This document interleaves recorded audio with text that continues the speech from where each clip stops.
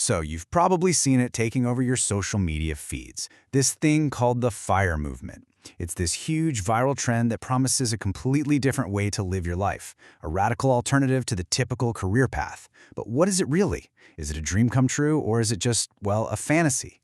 Let's get into it. Okay, first things first, let's talk about the dream. Because this is the version of FIRE you've almost definitely seen online. Probably when you're scrolling on your phone at 2 a.m., wondering about your life choices. You know the reel I'm talking about. It starts with someone casually dropping, "I retired at 35. And then, boom, you're on a tour of their beautiful, sun-drenched apartment. Next, you see a shot of a lazy weekday brunch, and it all ends with some kind of invitation to their course on how to get freedom from the 9-to-5 grind. And you gotta admit, it's super compelling. It's designed to make you question everything.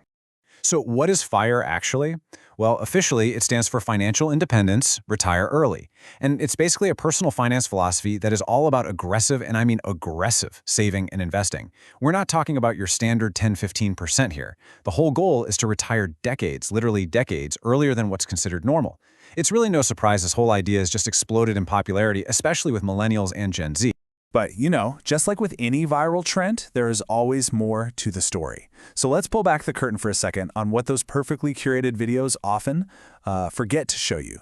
Yeah, when you start to dig a little deeper, you find a lot of hidden context. So many of these viral success stories are built on unspoken privileges. You often see dinks, that's dual income, no kids, or people in super high-paying jobs like software engineering. Or maybe they're doing geo-arbitrage, earning in dollars while living somewhere much cheaper. Or hey, maybe they're living rent-free with their parents. All this creates this powerful survivorship bias. We only ever see the few who made it to the finish line, not the thousands who tried and just couldn't keep up that pace. And this quote right here highlights a huge real-world problem. Look, a salary of 10 lakh a year sounds amazing on paper. It really does. But once you start subtracting rent in a big city, your car payment, and just the basic cost of, existing, that dream of saving 70% of your income, it becomes basically impossible. For most people, the math just doesn't add up. And beyond the pure math, there's a serious personal cost. The kind of extreme frugality you need for this can lead to some serious psychological burnout. Think about it. Our relationships are often built over shared meals or just spontaneous plans. And every time you say no to an invitation, it might be a financial win, but it can also be a personal loss. Over time, that super disciplined saving can turn into quiet isolation, kind of shrinking your world until you're cutting out not just costs, but actual connections with people. Okay, but let's just imagine for a second that you push through all that. You do it. You hit your target number. You are financially independent. The hard part's over, right? Well, for a lot of people, the challenges are actually just beginning. This is the big, crucial question.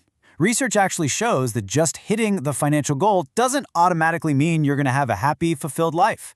I mean, you spent years, maybe even a decade, completely focused on this one single number. So what on earth happens the day after you hit it? The expectation is just pure joy and freedom, right? But the reality for many is a weird mix of emotions, including emptiness and even anxiety. That really clear finish line you were sprinting towards is just gone. And it's replaced by what feels like limitless, almost paralyzing possibilities. Your career was such a huge part of who you were, and now suddenly you're in this constant search for a new label, a new purpose. So how do people deal with this? Well, research suggests they tend to go down one of three paths. You've got your project hoppers, the ones who just keep busy with exciting new ventures. Then there are the purpose seekers who start exploring all kinds of different things to find a new mission. And then there's a third group, the decompressors, who just hit pause to de-stress and enjoy a slower pace of life, focusing on family and the simple thing. And all of this really points to a huge, crucial pivot in how we should be thinking about this whole movement. This quote, wow, it really gets to the heart of it. Maybe the obsessive focus on the retire early part of FIRE. Maybe that's the whole problem.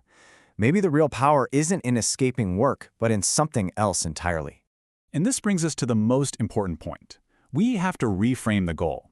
Instead of retire early, let's just focus on financial independence. Because FI isn't a hard stop. It's not an exit door. It's about having choices. It's about gaining control over your time and your work.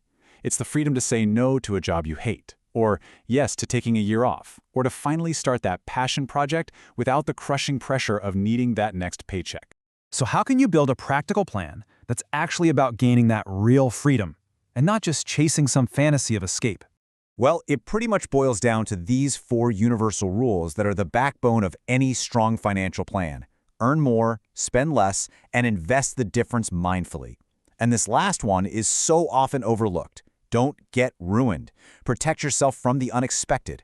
Get things like health and disability insurance so that one piece of bad luck doesn't completely wipe out years of your hard work. Now, if you're looking for a concrete number to aim for, a common rule of thumb in the FIRE community is to build up a nest egg that is 35 times your annual expenses.